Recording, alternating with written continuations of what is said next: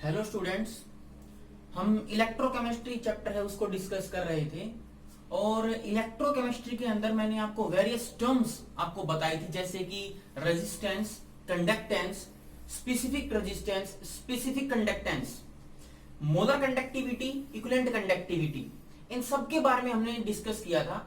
आपने फॉर्मूले भी स्टडी किए थे कि जो मोलर कंडक्टिविटी है it is represented by cap M and it is equal to K into 1000 upon molarity like this। ठीक है, आज हम उससे आगे चल के ऐसे फैक्टर्स को स्टडी करेंगे जो इन मोलर कंडक्टिविटी या हम बोले इक्विवेलेंट कंडक्टिविटी को अफेक्ट करते हैं। ठीक है, सो हम स्टार्ट करते हैं factors affecting cap M molar conductivity या हम बोले इक्विवेलेंट कंडक्टिविटी। ऐसे फैक्टर्स जो मोलर कंडक्टिविटी या इक्विवेलेंट कंडक्टिविटी को अफेक्ट कराते हैं, ऐसे फैक्टर्स हम स्टडी करेंगे। तो एक एक करके स्टार्ट करते हैं। जो फर्स्ट फैक्टर है it is known as nature of electrolyte and solvent. Nature of electrolyte जो आप पर्टिकुलर सोलवेंट में ऐड कर रहे हो वो कैसा है, उस पे कैसे डिपेंड करेगा। मैंने आपको इलेक्ट्रोलाइट्स दो प्रकार के करवाए थे। First one is known as strong electrolyte and second one is known as weak electrolyte. Strong electrolytes मैंने बताया था कि ऐसे इलेक्ट्रोलाइट्स होते हैं जिसमें डिग्री ऑफ डिसोसिएशन बहुत हाई होता है। अल्फा जिसको हम बोले डिग्री ऑफ डिसोसिएशन, वो क्या होता है, हाई। लाइक मैंने एग्जांपल दिया था HCl, H2SO4, NaCl। ठीक है, और वीक इलेक्ट्रोलाइट्स ऐसे होते हैं जिसमें डिग्री ऑफ डिसोसिएशन अल्फा वो क्या होता है, लो, बहुत कम होता है, जो डिसोसिएट जल्दी से नहीं हो पाते। ठीक है, तो अगर हम nature of electrolyte and solvent की बात करें तो अगर आपके पास स्ट्रॉन्ग इलेक्ट्रोलाइट है, स्ट्रॉन्ग इलेक्ट्रोलाइट का मतलब जिसका डिग्री ऑफ डिसोसिएशन ज्यादा है, जो जल्दी आयंस में टूट जाएगा, उसके जो मोलर कंडक्टिविटी या इक्विवेलेंट कंडक्टिविटी होगी वो क्या आएगी, ज्यादा आएगी, क्योंकि वो जल्दी आयंस में टूट रहा है। और जितनी जल्दी आयंस में टूटेगा उतनी ही जल्दी वो मूव कर पाएगा विद इन द सॉल्यूशन, और मूव करने की वजह से उसकी जो मोलर कंडक्टिविटी है या इक्विवेलेंट कंडक्टिविटी है वो क्या आएगी, ज्यादा आएगी। सो अगर आप बात करें मोलर कंडक्टिविटी कैप एम, ठीक है, या फिर कैप इक्विवेलेंट कंडक्टिविटी की, तो वो स्ट्रॉन्ग इलेक्ट्रोलाइट के केस में ज्यादा आती है और वीक इलेक्ट्रोलाइट के केस में क्या आती है, वो वेरी लेस आती है। तो कैप एम या कैप इक्वी बोलेंगे तो यहां पर क्या आएगी, less as compare to strong electrolyte. जैसे एग्जांपल देखिए, आपके पास 0.1 मोलर सॉल्यूशन है NaCl का, और उसी तरह आपके पास 0.1 मोलर सॉल्यूशन है एसिटिक एसिड CH3COOH। आपको पता है कि यहां पर दोनों में कंसंट्रेशन क्या है, सेम। कंसंट्रेशन सेम है तो M क्या आएगा, सेम, 1000 सेम है। पर देखिए यहां पर जो फैक्टर डिसाइडिंग है, NaCl is a strong electrolyte, लेकिन ये जो एसिटिक एसिड है it is a weak electrolyte. तो इसका एसिटिक एसिड का डिग्री ऑफ डिसोसिएशन बहुत कम आएगा, पर जो स्ट्रॉन्ग इलेक्ट्रोलाइट है NaCl उसका डिग्री ऑफ डिसोसिएशन ज्यादा आएगा। इसलिए जो एक कैप M की वैल्यू होगी वो NaCl के केस में ज्यादा आएगी as compare to acetic acid. ठीक है, तो जो स्ट्रॉन्ग इलेक्ट्रोलाइट्स हैं उनके केस में जो मोलर कंडक्टिविटी है या इक्विवेलेंट कंडक्टिविटी है उतनी ज्यादा होती है। ठीक है, as compare to weak electrolyte, क्योंकि उनका डिग्री ऑफ डिसोसिएशन ज्यादा है, जल्दी आयंस में कन्वर्ट हो जाएंगे वो, और जितनी जल्दी आयंस में कन्वर्ट होंगे उतनी जो उनकी मूवमेंट है वो तेज हो जाएगी। ठीक है, नेक्स्ट जो इसी में ही हम काउंट करेंगे दैट इज सोलवेंट। सोलवेंट पे नेचर पे कैसे डिपेंड करता है, कैप एम और cap equivalent conductance and molar conductance. जो सोलवेंट होते हैं आपके पास वो दो तरह के मिल सकते हैं। First one is known as polar solvent and second one is known as non polar solvent. ठीक है, पोलर सोलवेंट में आप एग्जांपल ले सकते हो वाटर का, और नॉन पोलर में आप एग्जांपल ले सकते हो लाइक बेंजीन। ठीक है, जब आप इनके अंदर कुछ इलेक्ट्रोलाइट का एडिशन करते हो, सपोज कीजिए आपने NaCl का एडिशन किया, NaCl इलेक्ट्रोलाइट का ऐड किया है, तो NaCl किसमें डिसोसिएट होगा, Na+ में और Cl- में, तो ये आयंस बन गए। और ये जो आयंस होते हैं being polar in nature will be soluble in the polar solvent like water. तो ये जो NaCl है इसकी सोल्युबिलिटी वाटर में क्या आएगी, ज्यादा आएगी, और जितनी ज्यादा सोल्युबिलिटी होगी उसकी मूवमेंट भी ज्यादा होगी। जितनी ज्यादा दूर तक पानी के मॉलिक्यूल्स मूव करेंगे वही पानी के मॉलिक्यूल्स उन आयंस को भी अपने साथ मूव करा के ले जाएंगे। ठीक है, तो इसलिए पोलर सोलवेंट में मूवमेंट ज्यादा होती है। लेकिन आप यही NaCl अगर आप बेंजीन नॉन पोलर सोलवेंट में लेते हो तो नॉन पोलर सोलवेंट तो उससे कंबाइन नहीं करेगा। ठीक है, आयंस उससे जुड़ेंगे नहीं, और जुड़ेंगे नहीं तो जो मूवमेंट होगी वो रेस्ट्रिक्टेड होगी, ज्यादा नहीं हो पाएगी, जिसकी वजह से मोलर कंडक्टेंस या इक्विवेलेंट कंडक्टेंस की वैल्यू क्या आएगी, बहुत ही कम आएगी। तो ये एक फैक्टर आपने डिस्कस किया, that is nature of electrolyte. ठीक है, nature of electrolyte and nature of solvent. Second factor हम डिस्कस करते हैं, that is size of particle. Second one is known as size of particle. ठीक है, जैसे मैं एग्जांपल लेता हूं, मैंने एग्जांपल लिया मैग्नीशियम हाइड्रोक्साइड MgOH ट्वाइस, और इसी के नीचे आने वाले कैल्शियम हाइड्रोक्साइड CaOH ट्वाइस। ठीक है, दोनों के दोनों आयंस में टूटेंगे। कितने आयंस बनाएगा ये, मैग्नीशियम हाइड्रोक्साइड टूटेगा तो Mg2+ बनाएगा और साथ में 2OH माइनस निकालेगा, और इधर से कैल्शियम 2+ आयन बनेगा और 2OH माइनस निकालेगा। ठीक है, यहां पर आप देखिए OH माइनस तो सेम है, लेकिन यहां पर मैग्नीशियम है, यहां पर कैल्शियम है। दोनों जगह पे दोनों ही इक्वेशन में नंबर ऑफ जो पार्टिकल्स है वो 3 आ रहे हैं, 2 और 1 3, 2 और 1 3। तो पार्टिकल तो सेम है तो नंबर ऑफ आयंस भी सेम है, पर यहां पर OH सेम है, पर मैग्नीशियम और कैल्शियम 2+ आयन में कैल्शियम का साइज ज्यादा है, और ज्यादा साइज होने की वजह से अगर आपके पास साइज बड़ा है, if size of particle is large, size is large, तो जितना ज्यादा साइज होगा तो वो पार्टिकल, वो आयन सोलवेंट में उतनी स्पीड से मूव नहीं कर पाएगा, और मूव नहीं कर पाएगा तो उसकी जो मूवमेंट है वो रेस्ट्रिक्टेड होगी, स्लो होगी, और स्लो मूवमेंट होने की वजह से जो मोलर कंडक्टेंस या मोलर कंडक्टिविटी या इक्विवेलेंट कंडक्टिविटी है उसकी वैल्यू क्या आएगी, कम आएगी। ठीक है, सो सेकंड फैक्टर था ये size of particle. Third factor हम डिस्कस करते हैं, third factor, and it is known as temperature. Temperature देखिए, अगर आप टेम्परेचर को इंक्रीज करते हो, अगर आप सॉल्यूशन का टेम्परेचर इंक्रीज करते हो, तो टेम्परेचर इंक्रीज करने से जो पार्टिकल्स हैं उनकी काइनेटिक एनर्जी क्या हो जाएगी, increase. Then what will happen, the kinetic energy will increase. Kinetic energy क्या हो जाएगी, इंक्रीज हो जाएगी। ठीक है, और काइनेटिक एनर्जी इंक्रीज होने से पार्टिकल तेजी से मूव करने लगेंगे, और जितनी तेजी से मूव करने लगेंगे तो जो कैप M है, मोलर कंडक्टिविटी, या हम बात करें इक्विवेलेंट कंडक्टिविटी, उन दोनों की वैल्यू बढ़ जाएगी। ठीक है, टेम्परेचर बढ़ाने से काइनेटिक एनर्जी बढ़ेगी, और काइनेटिक एनर्जी बढ़ाने से पार्टिकल तेजी से मूव करेंगे, और मूव करने से जो मोलर कंडक्टिविटी और इक्विवेलेंट कंडक्टिविटी है वो इंक्रीज कर जाएगी। लेकिन अगर आप कंडक्टर्स की बात करोगे तो दो तरह के कंडक्टर्स मैंने आपको कराए हैं, one is known as metallic conductor and second one is known as electrolytic conductor. अगर आप कंडक्टर्स की बात करते हो, ये सॉल्यूशन है, ये सॉल्यूशन के केस में है जहां पर टेम्परेचर इंक्रीज करने से मोलर कंडक्टिविटी और इक्विवेलेंट कंडक्टिविटी इंक्रीज करती है। अगर आप कंडक्टर्स की बात करोगे, मेटेलिक कंडक्टर और इलेक्ट्रोलाइटिक कंडक्टर, अगर आप मेटेलिक कंडक्टर में टेम्परेचर इंक्रीज करते हो तो यहां पर जो कंडक्टिविटी आएगी, कंडक्टिविटी इट विल डिक्रीज। उल्टा हो गया, क्यों हो गया, मैंने आपको बताया था कि जो मेटेलिक कंडक्टर्स होते हैं उनके अंदर जो एटम्स होते हैं वो मेटेलिक होने की वजह से अपने इलेक्ट्रॉन्स को लॉस कर देते हैं, और जब इलेक्ट्रॉन्स को लॉस करेंगे तो इनके ऊपर कौन सा चार्ज आ जाएगा, positive, like this, positive charge आ जाएगा। और जो इलेक्ट्रॉन उन्होंने लॉस किया है वो लॉस इलेक्ट्रॉन यहां पर इंटरस्टिशियल साइट में आकर के फिक्स हो जाता है। ठीक है, और जो हम इन मेटेलिक कंडक्टर्स की जो कंडक्टिविटी होती है, it is due to the movement of these electrons like this.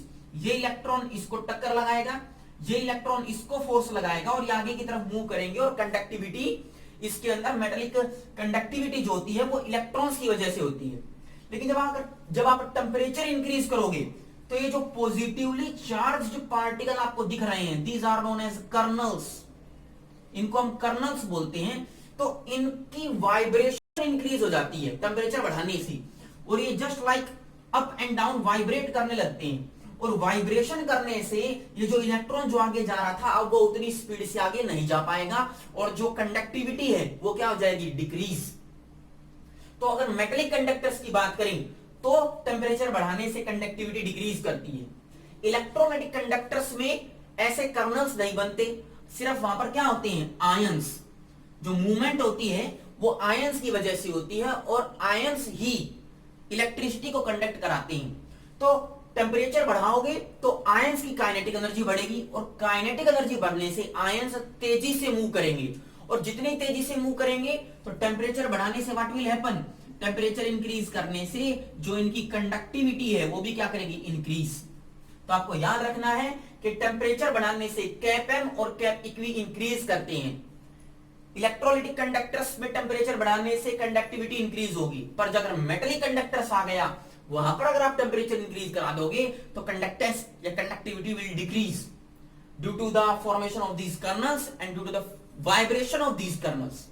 ठीक है, थर्ड ये हमारा फैक्टर था। नेक्स्ट हम फैक्टर कर रहे हैं that is known as concentration. Most important factor है, इसको आप ध्यान से देखिएगा, दैट इज कंसंट्रेशन। तो हम स्टार्ट करते हैं fourth factor, that is concentration. Concentration से कैसी अफेक्ट होती है molar conductivity and equivalent conductivity. So fourth factor is concentration. ठीक है, कंसंट्रेशन अगर आप किसी सॉल्यूशन की इंक्रीज करा देते हो, दैट मींस आप number of solute particle increase करा रहे हो, नंबर ऑफ पार्टिकल्स आप इंक्रीज करा रहे हो। अगर आप एक कंटेनर लोगे और उस कंटेनर में आपके पास सोलवेंट है और ऊपर से आप सोल्यूट ऐड कर रहे हो और धीरे धीरे कंसंट्रेशन बढ़ा रहे हो, तो कंसंट्रेशन बढ़ाने से क्या होगा, यहां पर जो पार्टिकल्स हैं वो एक यूनिट वॉल्यूम जगह में ज्यादा पार्टिकल्स आएंगे। जितनी आप कंसंट्रेशन इंक्रीज करोगे, जितने पार्टिकल या जितने सोल्यूट पार्टिकल आप ऐड करोगे, एक फिक्स जगह में, एक फिक्स वॉल्यूम में जो नंबर ऑफ पार्टिकल्स आ रहे हैं उनकी जो वैल्यू है वो इंक्रीज कर जाएगी। नंबर ऑफ पार्टिकल इंक्रीज कर जाएंगे, और नंबर ऑफ पार्टिकल इंक्रीज करने से जो उन पार्टिकल के बीच में इंटरेक्शन है, जो फोर्स ऑफ इंटरेक्शन है वो भी क्या कर जाएगी, इंक्रीज कर जाएगी, बढ़ जाएगी वो, क्योंकि पार्टिकल क्लोज आ जाएंगे और इंटरेक्ट होने की वजह से वो हैवी हो जाएंगे, और हैवी होने की वजह से इतनी स्पीड से मूव नहीं कर पाएंगे, और उनकी जो मोलर कंडक्टिविटी है और इक्विवेलेंट कंडक्टिविटी है वो क्या कर जाएगी, डिक्रीज कर जाएगी। मैंने क्या बताया, अगर आप किसी सॉल्यूशन में कंसंट्रेशन इंक्रीज करते हो तो अगर आप, इसका मतलब हो गया कि आप सोल्यूट के पार्टिकल वो इंक्रीज कर रहे हो, और सोल्यूट के पार्टिकल इंक्रीज करने से एक यूनिट वॉल्यूम में नंबर ऑफ पार्टिकल बढ़ने से उनके बीच की डिस्टेंस कम हो जाएगी, और डिस्टेंस कम होने से जो फोर्स ऑफ इंटरेक्शन है पार्टिकल्स में वो बढ़ जाएगी, और फोर्स ऑफ इंटरेक्शन बढ़ने से पार्टिकल तेजी से मूव नहीं कर पाएंगे, और मूव नहीं कर पाएंगे तो उनकी जो कंडक्टिविटी है दैट विल डिक्रीज, वो क्या कर जाएगी, डिक्रीज कर जाएगी। So concentration increases, conductivity will decreases. पर देखिए इसमें आपके पास दो केस आते हैं, one is for the strong electrolyte and one is for the weak electrolyte. ठीक है, तो हम एक ग्राफ से डिस्कस करेंगे जिससे आपको स्ट्रॉन्ग और वीक इलेक्ट्रोलाइट में कंसंट्रेशन इंक्रीज कराने से मोलर कंडक्टिविटी पर क्या फर्क पड़ता है। देखिए, अगर आप ग्राफ बनाते हैं और इस एक्सिस में this is your X axis and this is your Y axis, यहां पर आप अंडर रूट ऑफ सी लेते हैं, square root of C, C is the concentration, here C is the concentration. ठीक है, और जो ये वाई एक्सिस है इसमें आप कैप एम लेते हो, it is known as molar conductivity, लेते हो। तो दो केस होंगे, one is known as for the strong electrolyte and second one is for the weak electrolyte, weak electrolyte. ठीक है, तो आप देखिए मैंने बताया कि जो जो आप कंसंट्रेशन इंक्रीज करोगे, मैं स्ट्रॉन्ग के लिए लेता हूं पहले, स्ट्रॉन्ग के लिए, तो स्ट्रॉन्ग के लिए आप कंसंट्रेशन इंक्रीज करोगे तो नंबर ऑफ पार्टिकल बढ़ेंगे, नंबर ऑफ पार्टिकल बढ़ेंगे तो इंटरेक्शन बढ़ेगी और कंडक्टिविटी क्या हो जाएगी, कम हो जाएगी। तो सपोज कीजिए ये पॉइंट आपके पास 0 पॉइंट है, यहां पर कंसंट्रेशन बिल्कुल 0 है, कंसंट्रेशन आपकी 0 है का मतलब क्या है, या फिर मैं बोलूं कंसंट्रेशन बहुत ही कम है इस पॉइंट पे, सपोज कीजिए यहां पर आपकी कंसंट्रेशन बहुत ही कम है। कंसंट्रेशन कम होने का मतलब सोल्यूट का अमाउंट कम है और सोलवेंट का अमाउंट क्या है, ज्यादा, और सोलवेंट का अमाउंट ज्यादा है, इसका मतलब ये हो गया अगर आप सोलवेंट को वाटर लेते हो तो वाटर ज्यादा है और सोल्यूट क्या है, कम। और वाटर अगर किसी सॉल्यूशन में ज्यादा है, एक्सेस में है, this type of solution is known as dilute solution, dilute solution. ठीक है, लेकिन मैंने यहां पर इस केस में कंसंट्रेशन बहुत ही कम ली है, बहुत ही कम का मतलब पानी बहुत ज्यादा डाला है, वाटर एक्सेस अमाउंट में डाला है, तो इस कंडीशन को हम क्या बोलेंगे, डाइल्यूट सॉल्यूशन। कौन सा dilute solution, infinite dilute solution. Infinite dilution का मतलब पानी बहुत ही ज्यादा एक्सेस में ले लिया है, इनफाइनाइट डाइल्यूशन सॉल्यूशन। तो इनफाइनाइट जो डाइल्यूटेड सॉल्यूशन है, ठीक है, उस समय के ऊपर जो आपकी मोलर कंडक्टिविटी आएगी for the strong electrolyte, and this is यहां पर आएगी, यहां पर आएगी, और ये जो वैल्यू है this is known as cap M infinity. Infinity का मतलब मोलर कंडक्टिविटी या molar conductance at infinite dilution, जब पानी आपके पास एक्सेस में है, सोल्यूट बहुत कम है। ठीक है, लेकिन जब आप सोल्यूट इंक्रीज कराते जाओगे, सोल्यूट इंक्रीज कराते जाओगे तो पार्टिकल क्लोज आएंगे, इंटरेक्शन बढ़ेगी, मूवमेंट कम हो जाएगी और कंडक्टिविटी क्या हो जाएगी, कम हो जाएगी। It will be like this, और ये ग्राफ कुछ ऐसे आ जाएगा। ठीक है, this is for the strong electrolyte, strong electrolyte. लेकिन जो वीक इलेक्ट्रोलाइट होते हैं वो तो कंप्लीटली आयनाइज ही नहीं करेंगे, डिसोसिएट ही नहीं करेंगे, कंप्लीटली कह रहा हूं मैं, क्योंकि उनकी जो डिग्री ऑफ डिसोसिएशन है वो क्या होगा, कम, और डिग्री ऑफ डिसोसिएशन कम होगा तो उनकी जो मोलर कंडक्टिविटी है वो भी क्या आएगी, कम आएगी। तो जो वीक इलेक्ट्रोलाइट होता है उनके लिए जो ग्राफ आता है it will be like this, वो ग्राफ कुछ ऐसे होता है, this is for the weak electrolyte, weak electrolyte. ठीक है, इस पूरी लाइन में इस पॉइंट को अगर छोड़ दिया जाए, इस पॉइंट को, this is known as cap M infinity at infinite dilution, तो यहां पर अगर आप किसी भी पॉइंट पे मोलर कंडक्टिविटी निकालेंगे, this molar conductivity is known as cap M से रिप्रेजेंट करेंगे। और यहां पर इस पॉइंट पे जहां पर डाइल्यूशन बहुत ज्यादा है, इनफाइनाइट डाइल्यूशन है, this cap M is known as cap M infinity. So cap M infinity क्या है, it is the molar conductance, molar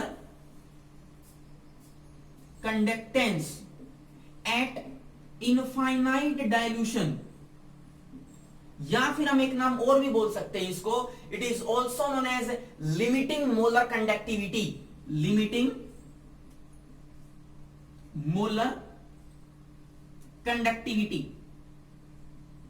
conductivity. ठीक है, लिमिटिंग मोलर कंडक्टिविटी इस पॉइंट पे। और बाकी जो पॉइंट बच गए, ये जो बाकी पॉइंट बच गए, चाहे से स्ट्रॉन्ग में हो और वीक में हो, इनको हम क्या बोलेंगे, simple molar conductivity, molar conductivity. और ये जो पॉइंट है is molar conductivity at infinite dilution. देखिए, तो इसको एक्सप्लेन करने के लिए, इस पूरे ग्राफ को एक्सप्लेन करने के लिए एक साइंटिस्ट आए जिन्होंने अपनी एक लॉ दिया, एक equation the, which is known as D by Huckel-Onsager equation। क्या नाम है उसका, it is D by Huckel-Onsager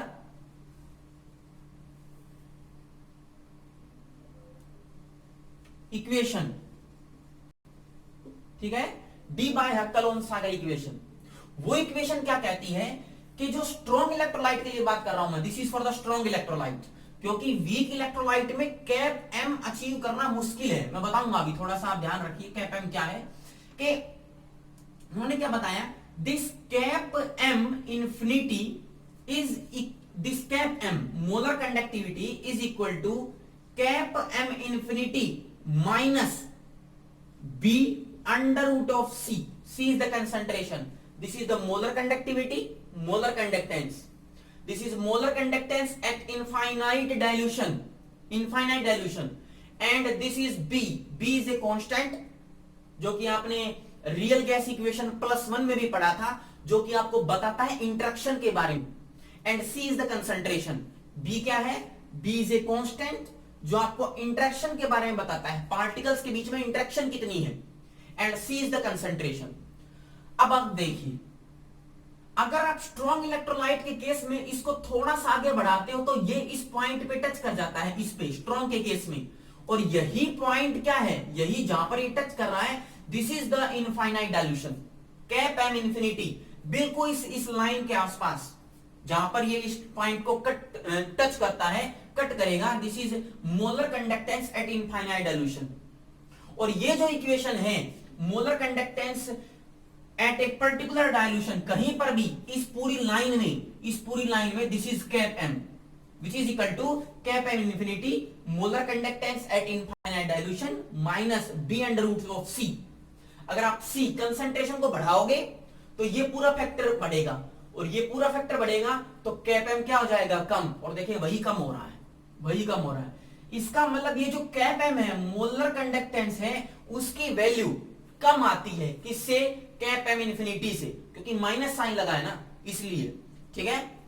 लेकिन अगर आप वीक इलेक्ट्रोलाइट के केस में देखोगे, और वीक इलेक्ट्रोलाइट को अगर आप आगे की तरफ बढ़ाओगे, लाइक दिस, आगे की तरफ बढ़ाते चले जाओ, तो ये तो इस वाई एक्सिस को कहीं पर कट ही नहीं करेगा, बिल्कुल कट नहीं करेगा. तो इसका मतलब इस वीक इलेक्ट्रोलाइट के केस में कैप एम इंफिनिटी अचीव करना बहुत ही इंपॉसिबल केस है, मुश्किल केस है. ठीक है. आप स्ट्रॉन्ग इलेक्ट्रोलाइट के केस में तो कैप एम इंफिनिटी को अचीव कर सकते हो, क्योंकि यहां पर एक कट कर जाएगा. लेकिन जो वीक इलेक्ट्रोलाइट के केस में अगर आप इसको लाइन को ऊपर की तरफ बढ़ाओगे तो ये कहीं पर भी वाई एक्सिस को टच नहीं करेगी. तो इसका मतलब कैप एम इंफिनिटी जो है, it is only for the strong electrolyte, not for the weak electrolyte. इसलिए ये जो इक्वेशन है Debye Huckel Onsager equation, it is applicable for the strong electrolyte, not for the weak electrolyte. ठीक है.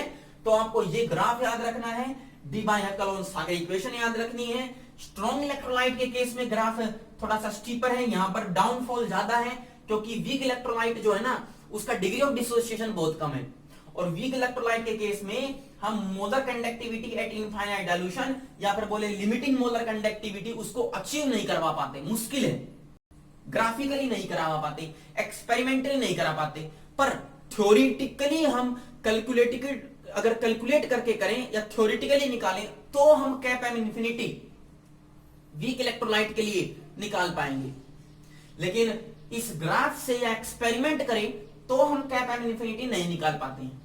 ठीक है.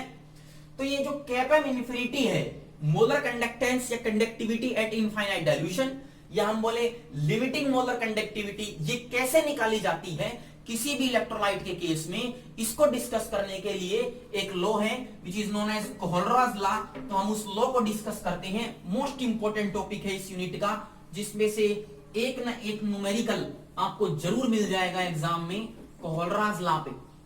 ठीक है. तो हम स्टार्ट करते हैं कोहलराज लॉ. देखिए क्या होता है ये कोहलराज लॉ.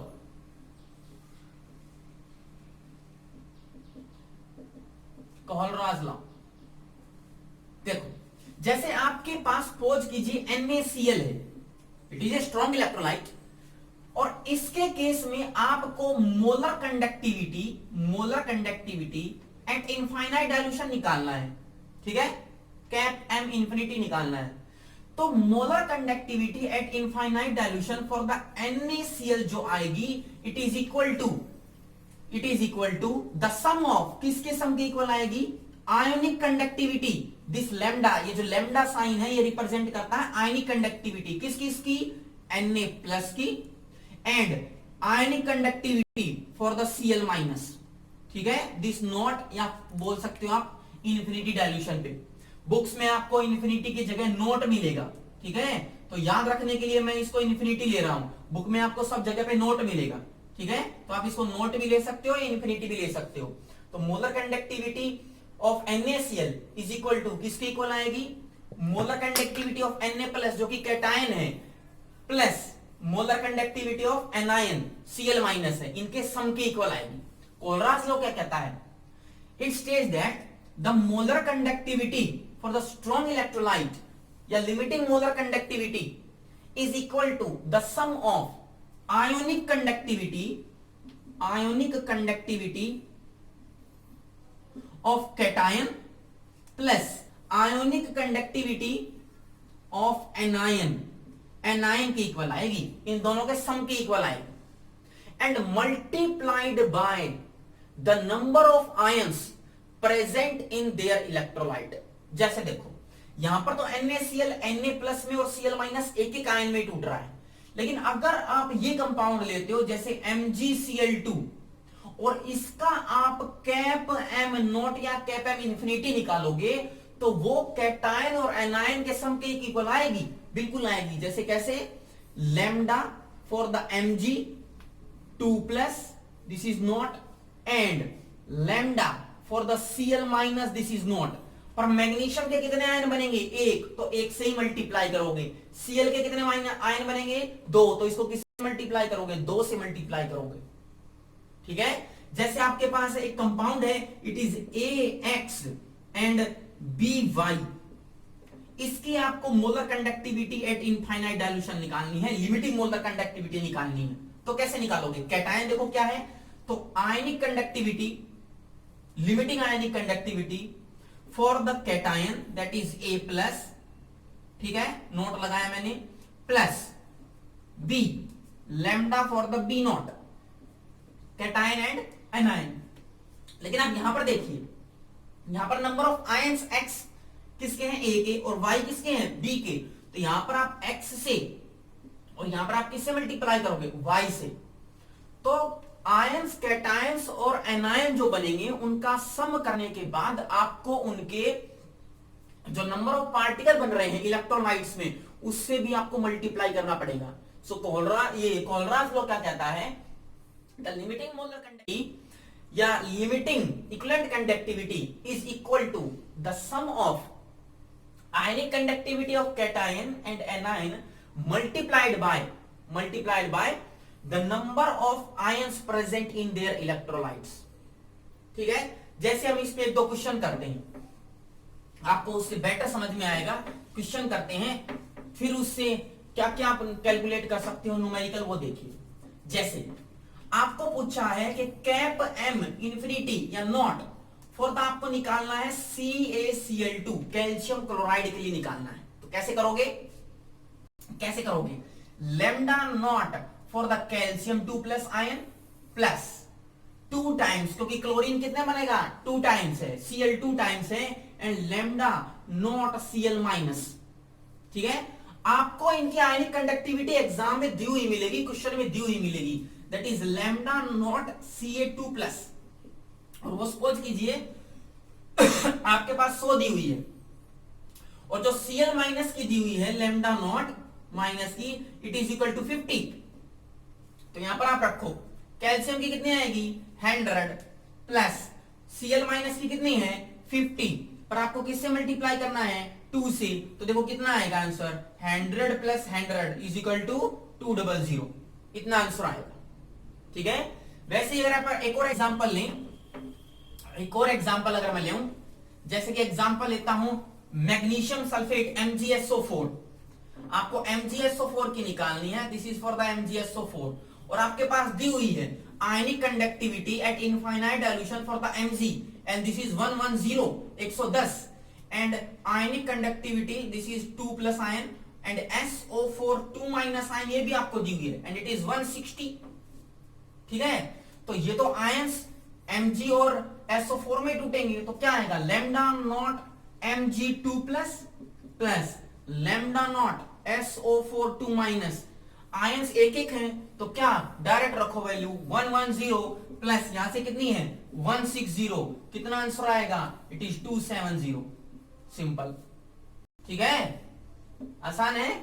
एक दो क्वेश्चन और करते हैं। जैसे देखो ये तो सिंपल है, आप कैटायन और एनायन को जोड़ सकते हो। कभी कभी क्वेश्चन घुमा के भी पूछा जा सकता है, जैसे देखो आपके पास NaCl है, इसके आपके पास molar conductance not ionic, molar conductance at infinite dilution ये आपको दी हुई है NaCl की, एंड इट इज 130।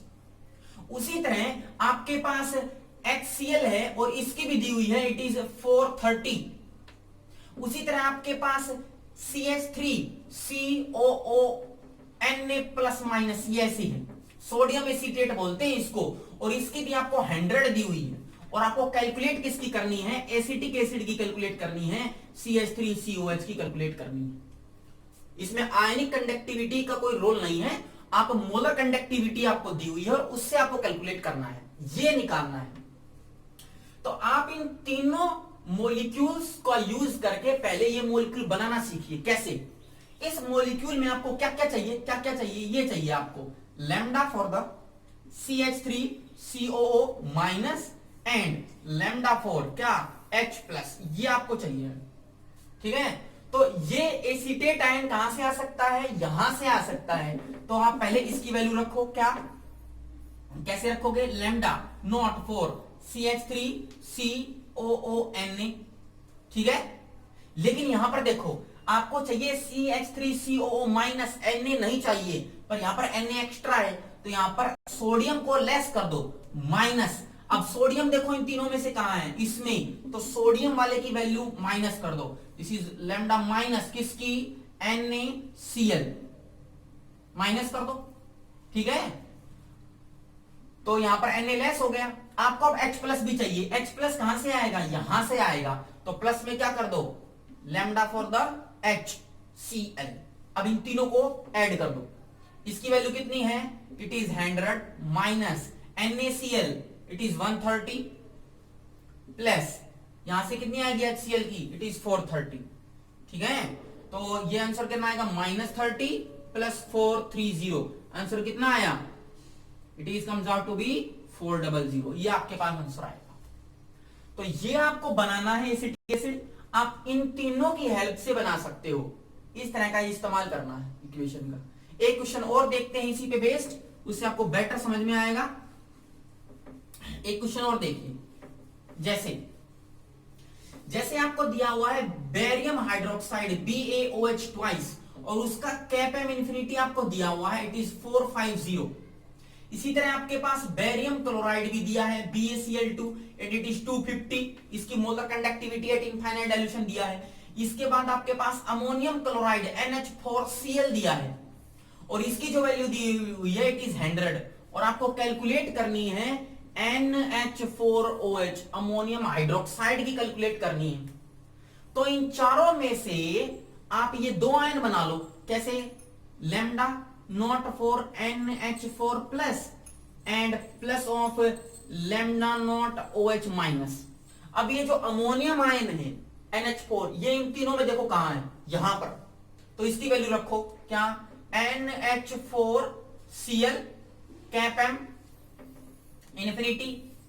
पर यहां पर NH4 के साथ Cl एक्स्ट्रा आ गया, मेरे को Cl चाहिए नहीं, तो Cl वाला माइनस करो। अब Cl किस में है, ये रहा, ये Cl है, यहां पर माइनस कर दो, किसका, BaCl2। पर देखो मेरे को एक ही Cl माइनस करना है, यहां पर कितने Cl हैं, दो बार, एक ही Cl माइनस करना है, तो इसको किससे डिवाइड कर दो, 2 से, एक Cl बच जाएगा। अब प्लस में क्या करना है, OH माइनस, OH माइनस कहां से आएगा, यहां से आएगा, जोड़ दो, क्या, बेरियम हाइड्रोक्साइड BaOH ट्वाइस। पर मेरे को तो एक ही OH माइनस चाहिए, यहां पर OH कितने हैं बेरियम हाइड्रोक्साइड में, 2, तो एक चाहिए, तो किससे डिवाइड कर देंगे, 2 से डिवाइड कर देंगे। अब सबको सोल्व कर लो, NH4Cl कितना है, 100 minus BaCl2 250, so it is 250 minus by 2 and this is plus 450 upon 2, तो आंसर कितना आएगा, देखो 100 माइनस इट इज 125 प्लस 225। ठीक है, ये कितना आंसर आया यहां से, -25 प्लस 225, और आंसर कितना आएगा, 200। सिंपल। आपको आयंस देखने कितने बनेंगे। एक क्वेश्चन और देखते हैं इसी पे बेस्ड एक क्वेश्चन और, ठीक है, बिल्कुल इजी है। एक क्वेश्चन और देखिए, जैसे आपके पास NaOH की कैपेम molar conductivity at infinite dilution दी हुई है and it is 2.5 into 10⁻⁻² powers में दी हुई है।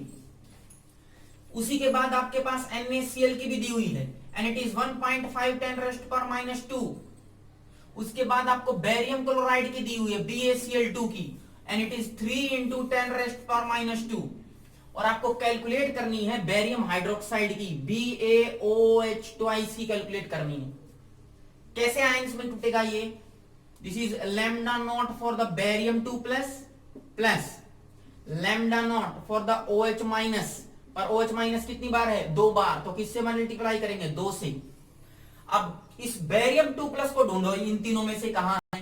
यहां पर है बेरियम क्लोराइड में। तो क्या करेंगे? Cap M infinity for the barium chloride BaCl2, ठीक है। पर मेरे को तो सिर्फ बेरियम चाहिए, क्लोरीन तो चाहिए ही नहीं, पर क्लोरीन यहां पर आ गया, तो क्लोरीन को लेस कर दो। क्लोरीन को लेस करो, कहां है क्लोरीन? ये रहा, इसमें है क्लोरीन NaCl में। कितनी बार क्लोरीन को लेस करना है? 2 बार। तो NaCl भी कितनी बार चाहिएगा? 2 बार। तो -2 टाइम्स ऑफ NaCl प्लस आपको 2 टाइम्स लेना है क्या? OH minus. अब OH माइनस देखो कहां है, ये रहा, 2 टाइम्स OH माइनस। अब OH माइनस लो तो कितना आएगा? This is 2 times of NaOH। और यहां से कैलकुलेट करो। BaCl2 कितना है? 3 into 10⁻² minus 2 into NaCl 1.5 into 10⁻² and plus 2 into NaOH। NaOH ही रहा यहां पर, ठीक है। It is 2.5 10⁻²। तो देखो ये दोनों तो कैंसिल हो गए। 3 इंटू 10⁻² माइनस 3 इंटू 10⁻² प्लस ये कितना आएगा? 5 इंटू 10⁻²। तो ये दोनों कैंसिल। आपके पास आंसर कितना आया? 5 इंटू 10⁻²। यह आपके पास molar conductivity at infinite dilution. यहां बोले लिमिटिंग मोलर कंडक्टिविटी आएगी किसकी? बेरियम हाइड्रोक्साइड की। तो ऐसे वेरियस क्वेश्चंस हैं जो कोलराज लॉ पे बेस्ड है और इसमें एग्जाम में क्वेश्चन पक्का आता है। तो कोलराज लॉ क्या है? The limiting molar conductivity and the molar conductivity at infinite dilution for the strong electrolyte, या हम वीक इलेक्ट्रोलाइट के लिए भी कैलकुलेट करें, this is only for the calculated value. Experiment में लैम्डा इंफिनिटी या कैप M इंफिनिटी वीक के लिए नहीं आता है, ठीक है। तो कोलराज लॉ क्या है?